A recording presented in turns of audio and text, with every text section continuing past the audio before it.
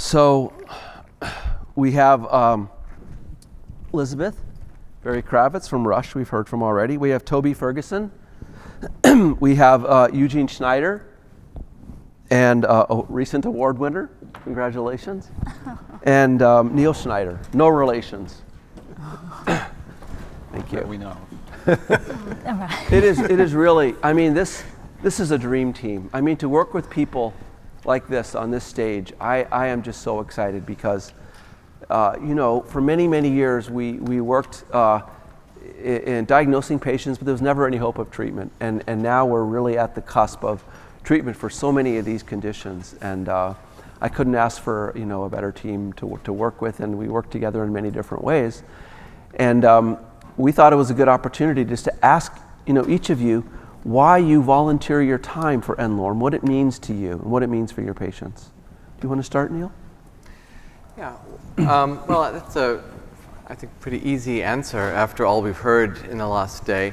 You know, I believe very strongly in the potential of this technology to make meaningful difference in the lives of my patients. I've been an ALS doctor for 20 plus years, I won't say more, and I've watched more patients than I care to remember die of this disease, and you know, we have tried to tell our patients for all these years that there's reasons to hope, that there's research going on, there's reasons to be hopeful that this deadly disease, you know, has a potential treatment.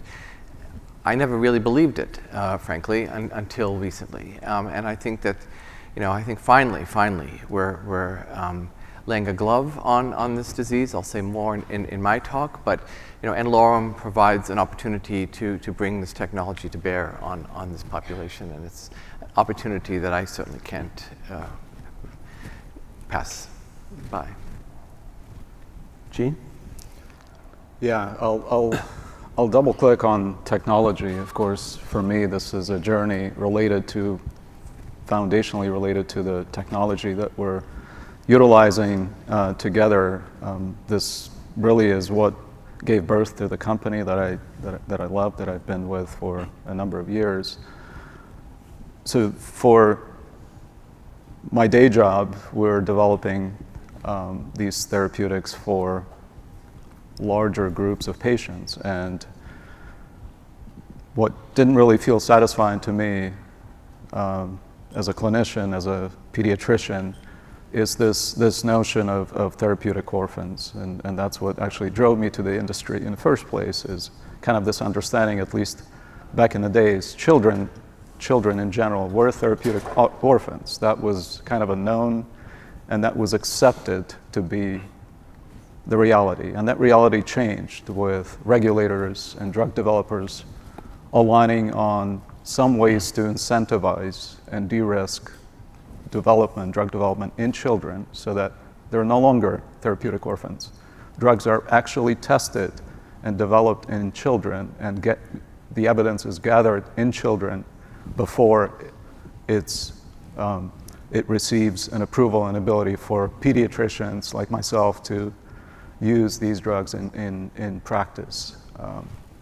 That was not the case. Most of my time was really spent essentially doing N-of-1 experiments with medicines that were only tested in adults with fairly minimal, if any, evidence for benefit or assessment of benefit risk in children. And that didn't feel right to me at the time, and I feel that this is a parallel to what n-Lorem is trying to do, to really maybe retire this notion of therapeutic orphans altogether, forever, that you don't need to be left out, therapeutically speaking, because you have an N-of-1 or unique mutation, or you happen to belong to a very tiny group of patients where, again, commercial drug development is not feasible. So it just bridges that gap for me in a very meaningful way. Yeah.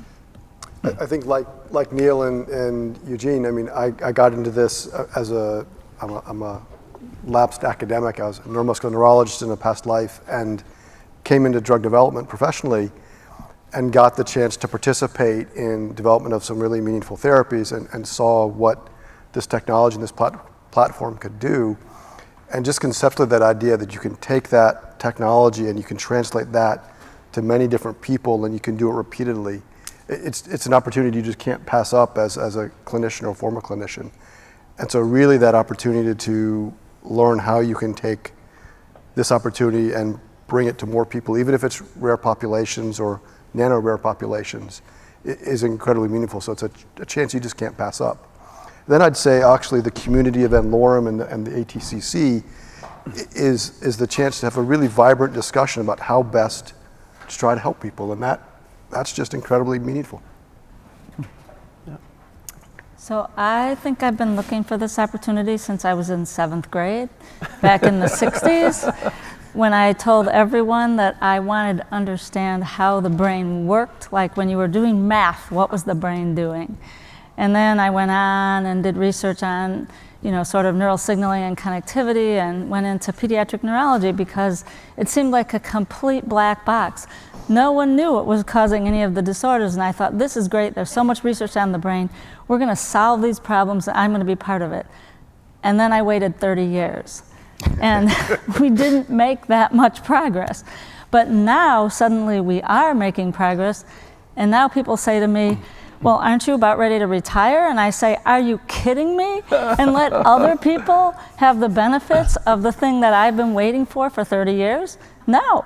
So I think it's really amazing. I mean, I've watched all these patients, who aren't necessarily dying, but they have horrible diseases, and they have a lot of seizures, and they require 24-hour care, and we have no solutions for them, and we just have to maximize our supportive care as best as we can, and we can't improve their quality of life. And now we have some doors opening that we can, and I think it's really important to be a part of advancing this initiative so that we can actually treat those patients. Yeah, that's great. I think we all have that very similar experiences. Yeah, that's amazing. So I wanted to ask you kind of next, what is a lesson or two that you've learned from your experiences with n-Lorem, and how does that impact how you think about disease? Neil? Yeah, well, I've learned a lot from n-Lorem just about sort of drug development, and it's been said many times today, but working with the n-Lorem team is such a pleasure and privilege. And I've learned that first that there is potential. There's an opportunity to build drugs for N of 1, N of few, to get those drugs into the clinic in relatively rapid course. That's an extraordinary in and of itself. I think too that as we've built Silence ALS, as I'll tell you, I've learned that there are efficiencies that come from scaling these efforts. You do one ALS patient with gene A, you do a second ALS patient with gene A, and then a third with gene B, a fourth with gene C. There are things that are common and true across those different genetic forms of the disease, and I think what we're going to be able to do in a period of years is come away with a much better sense of what a successful treatment looks like, what is the common biology shared between these different forms of the disease. And I've learned too that when it's a build it and you will come kind of a model. I think a lot of us have seen this. You think something is nano-rare, and then maybe it's ultra-rare, and people begin, when you offer a potential therapeutic, they come out and seek you out. This is true for our FUS cases, it's happening now through Silence as well. And then you begin to build a community around this potential to develop therapeutics, and that in itself, I think, has great value. So I can go on, but that's some of the things I've learned. What about you, Gene? so many lessons.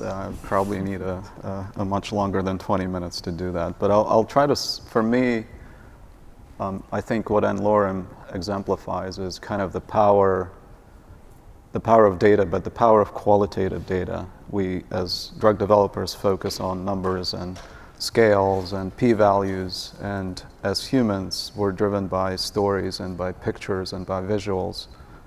And to me, nothing else illustrates this point better than N-of-1 experience and the response to medicines that we're observing in these patients that don't necessarily, no p-value can convey the strength of that emotion. And to me, that not forgetting that we're scientists, but we're also humans, is that connection that allows me to really try to understand the data, trying to understand quantitative components, but really not forget the human stories and what this data tries to convey to us as humans. That's an important lesson, yeah.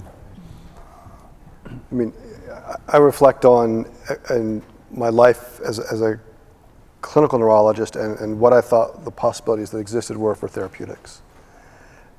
And I think the most fundamental lesson, as I've seen ASOs be deployed in many different situations, is similar to Eugene, this idea of that you can indeed develop a transformative therapy. And that the concept in neurologic disease that you can improve people's situations is not something I really considered early on in my training. And so just that idea that if you follow deeply the science, you understand the mutation, you understand the mechanism, and then you pull that through to a therapeutic of which ASOs are uniquely suited to do, the opportunity is there. And that is this concept of improvement in neurologic disease, I think, is profoundly powerful and only recently emerging. And the fact that we can try to now scale that, repeat that, and repeat that again and again, I mean, that's a lesson I will treasure forever, and I just want to keep doing. It's kind of addictive, isn't it? Oh, much, yeah, very much so. How about you, Liz? Yeah, so I think I've learned that we don't understand everything also. I think we're learning a lot of new things. I mean, I really agree with Gene and Toby. I think we are, it's fantastic that we're learning that we can actually change patients, but also we're learning that, you know, we thought we had a really good, nice outcome that would be perfect, and then it's not perfect at all, and in fact the patient is doing something different, and now we have to be flexible and adjust and move to something different and really learn what to do with the next patient. And the patients aren't predictable. The patient walking wasn't predictable, but also we can have patients with seizures that aren't predictable, as I'll talk about in the upcoming talk. And so you have to really kind of be ready to be flexible and rethink things, because we're treating patients, but we're actually learning how the brain works with these ASOs, because we can start to understand which genes, if you modify them at what age, are going to produce what kinds of benefits. And that tells us a little bit about how the brain, that protein in the brain works. And when we know a little bit about how a lot of proteins in the brain work, then we can really start to understand development in the brain better. Yeah, I want to just echo that, because a lot of major drug development, not to disparage the drug development process, but one of the unique things about the ASOs is they target the root cause of the patient's condition, which is a genetic mutation. And small molecule drugs can't do that very easily. But here we have the potential to see, as Liz was saying, what happens if we can correct the cellular function by removing the bad effect of that gene or turning that protein back on. And I've just been really impressed from hearing from my colleagues that things we never expected. You have to be willing to listen to the patients. They're trying to tell us what the potential is, if it's the brain or the eye or the kidney or whatever, if we can fix their mutation. And it just speaks to the effect of genetics on human disease. Toby. I was just struck by what Liz said, that we learn about the biology, but I also think we learn about the disease. We have this idea of what we think we should measure in terms of clinical trials, and we're often just wrong.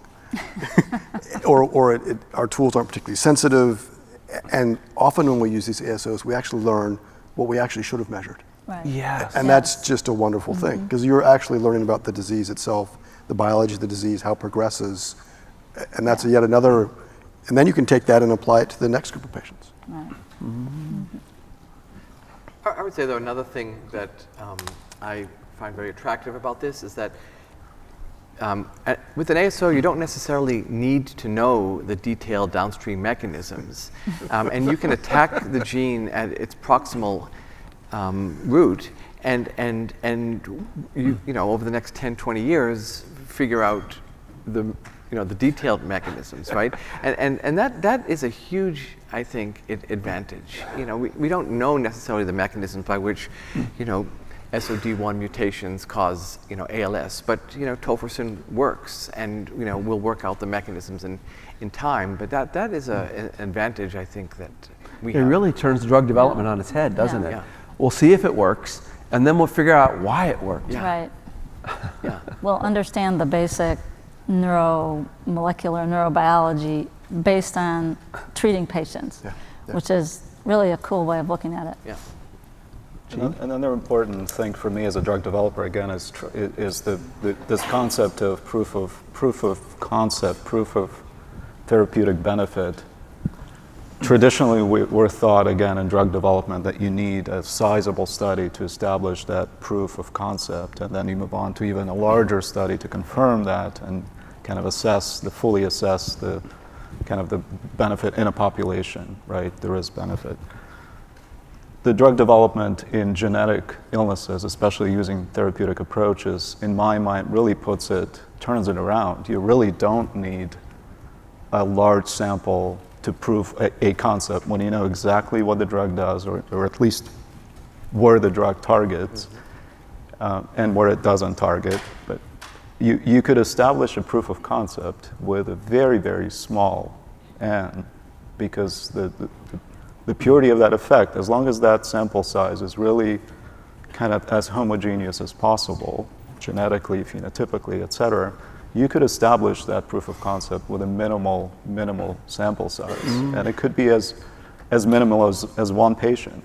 You could get really that foundational, life-changing, massive, as we call, treatment effect size that really tells you that you have a drug, and you can continue to invest in that drug in a much larger population. So the power of that foundational experiment, or as Stan would say, dispositive experiment, either way, either it's positive or negative, but at least you know, should not be understated. And I think n-Lorem in some way is kind of paving the way that maybe drug development could be changed, at least in certain conditions, to kind of utilize that model for efficiency, for speed. Yeah. Yeah. I mean, I think that even in diseases that are maybe ultra rare and not nano-rare, these diseases are often very heterogeneous in neurology. And the patients each are kind of an N of one, even though they have the same disease. And traditionally, so really the best control is themselves. What were they doing before the drug, and what are they doing after the drug? And if you had a way to look across that group and understand everybody's changing, but they're all changing differently. And the FDA hasn't been real receptive to those kinds of analyses. They've always wanted the traditional control group. But in your control group, you could have different patients than in your treated group. And then the data comes out not showing what the drug actually does.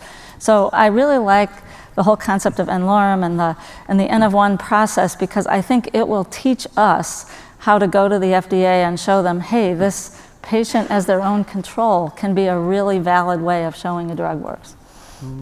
Yeah. Let me transition a little bit, and let me ask you, what's a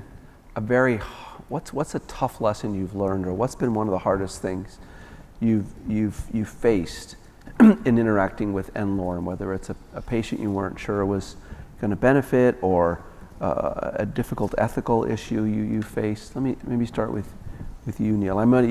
You're especially challenged because you have patients that have nearly a fatal condition, right? So you might view risk a little differently than many other doctors. Yeah, I mean, I think we all have our challenges in each of the diseases we deal with. And the hardest part of this for me isn't dealing with n-Lorem, it's dealing, I think, with the patients and with their expectations. And you know, n-Lorem, as good as they are and as efficient and increasingly efficient as they are becoming, you know, there's still a process. This takes time. And in a disease like ALS, particularly for the more aggressive forms of the disease, patients don't have the time. So, we'll talk about it today, but we've, lost many patients on the way to the ASO. Cases accepted by the ATTC, programs, well on their way, but the patient doesn't make it. So managing patients' expectations, keeping them informed of this process, which has a lot of variables and unanticipated, schedule changes. I mean, this is a hard aspect of what we do. Gene? I wouldn't call this challenges. It's, again, just a different approach to kind of collection of evidence and understanding how the drugs work and what could and cannot be extrapolated from an N of 1 experience. So again, just the data safety, even approach to a safety assessment is different, and we need to really approach it as if we are kind of, what helps is we usually have a treating physician kind of there, so they have the direct connection to the patient. They're able to answer questions. It's not the same as the typical DSMB that I'm accustomed to in a setting of traditional drug development, where they're unblinded. They have kind of the control data they could assess and weigh in whether the risk is more likely or not caused by, or a side effect is caused by the drug, investigational drug or not. This is more of a judgment discussion, trying to understand context for what we've seen with this platform before in similar indications at similar doses. So those are kind of the challenges, but to me, they're the exciting pieces of what we do. That's a really good point. So I hear you saying is that the way a normal clinical trial is structured, the interpretation is a little more objective, and what we have to do as the medical team is objectify what it is we're viewing and make sure it's believable to the skeptics. Right. Yep. Very well said. Yeah. I think there's a general frustration with timescale, and even ASOs, which are highly efficient and probably one of the quickest therapeutics to develop, there's still it's a months process, maybe a year process. And that's always still a little frustrating. I think particularly on the ATTC, and we're having these discussions about sort of, is there an ASO approach? What is the risk benefit? We're often confronted with, despite what we think is a wealth of knowledge, a lack of knowledge. And so that discussion about, do we have an appropriate strategy with an ASO? Do we know enough to say this is loss of function or gain of function? We're always bumping up against that. And it's both enjoyable but also frustrating, because you don't always have enough information to sort of move forward. And so it's exciting to sort of try to accrue that knowledge, but it's also frustrating that sometimes you have to say no when you don't have the answers you need. You have to go out and get more data. Yeah, I want to add on to, as a member of the STAR committee, I think you get a patient in and there's no standardized outcome measure that would be appropriate for that patient, and you're trying to think of what would measure improvement in this patient, like how will we possibly do this?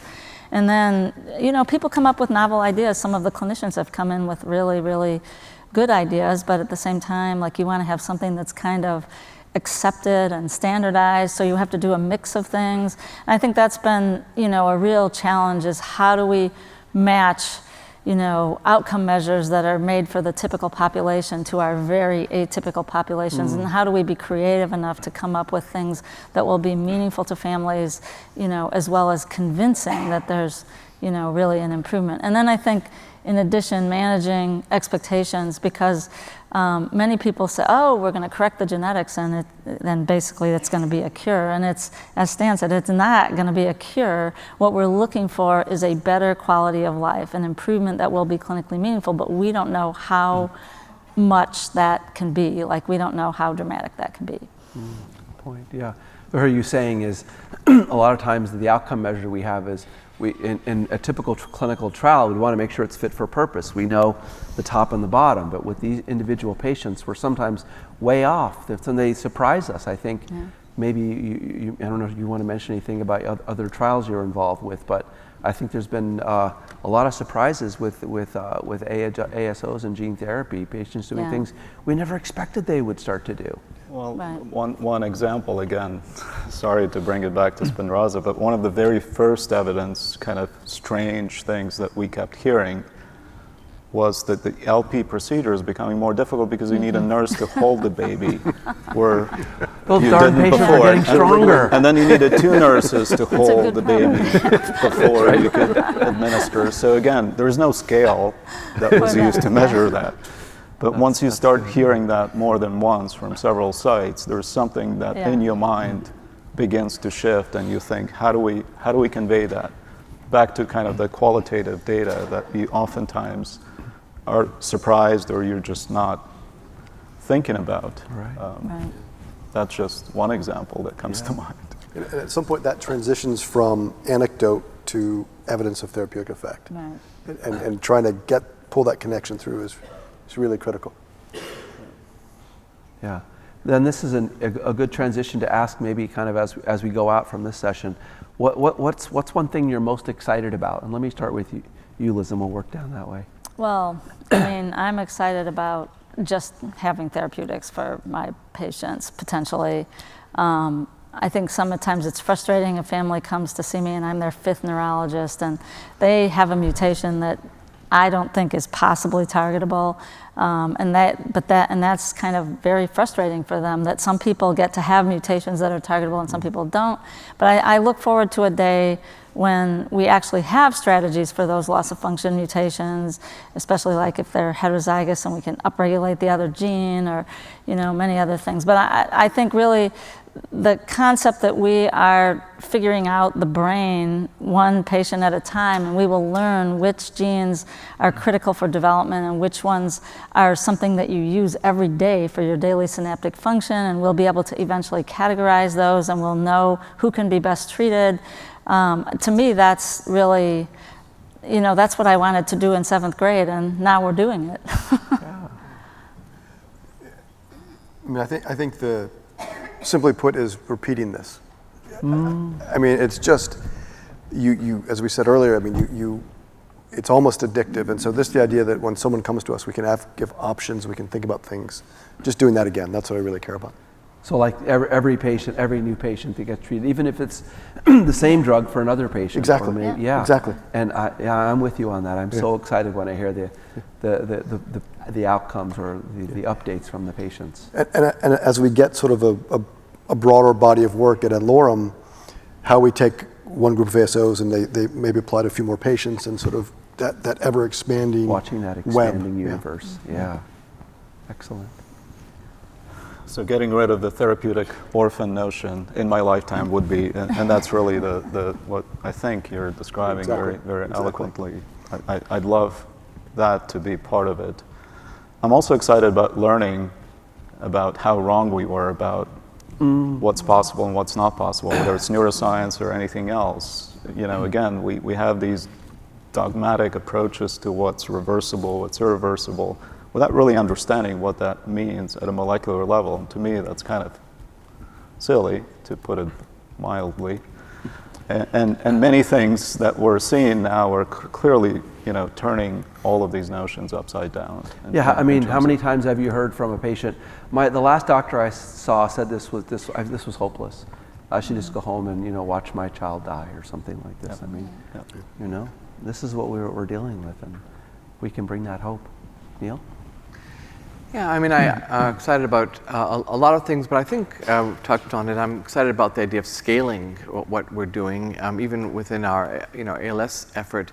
You learn something from each patient, and something different from each patient. And the more patients you do, the more you learn, I think. And I think that the sum is going to be, the whole is going to be greater than the sum of the parts. I think that we're going to be able to learn a lot about our patients' individual diseases, and from that, I think we'll learn more generalizable truths that will help a lot more, and will address a criticism I think that the rare, ultra-rare, nano-rare community hears often, which is that you're focused on a tiny percentage of people who need help and care, and you should be spending your time working on more common diseases. Well, I think this is a route to understand more about those common diseases. This is a hook, an entree into a much richer data set, and I'm excited to see where that